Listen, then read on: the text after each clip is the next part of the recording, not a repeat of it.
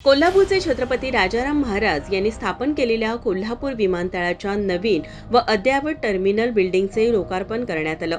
मात्र आता कोल्हापूर विमानतळाला निधी कोणी आणलाय यावर खासदार धनंजय महाडिक आणि सतेज पाटील यांची श्रेयवादाची लढाई सुरू झाली आहे। एकीकडे खासदार धनंजय महाडिकांनी उद्घाटन समारंभाच्या ठिकाणी पत्रकारांशी बोलताना कोल्हापूर विमानतळाच्या विस्तारीकरणाची फाईल मी भरली होती, त्यासाठी मीच पैसे भरले, मात्र श्रेय घेण्याची लोकांना खूप सवय आहे, असा खोचक टोला सतेज पाटील यांना लगावला। यानंतर सतेज पाटील यांनी लगेचच प्रत्युत्तर देत आपण केलेल्या कामांचे फोटो थेट सोशल मीडियावर पोस्ट केले आहेत। या सतेज पाटील यांनी टर्मिनल बिल्डिंगचे काम पूर्णत्वास जाण्यासाठी माझ्यासह कोल्हापुरातील सर्वच लोकप्रतिनिधींनी सहकार्य केले आहे।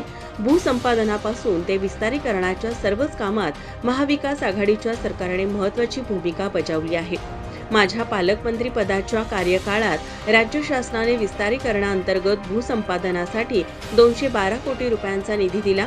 उच्च दाब वाहिनीचे स्थलांतर करण्यासाठी जिल्हा नियोजनमधून तातडीने 48 लाख रुपयांचा निधी दिला।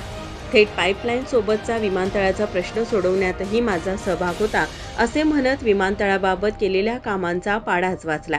त्यामुळे विमानतळाच्या श्रेयवादाच्या लढाईत आमदार सतेज पाटील आणि खासदार धनंजय महाडिक यांच्यात चांगलाच कलगीतुरा रंगलाय। माझा महाराष्ट्र, कोल्हापूर।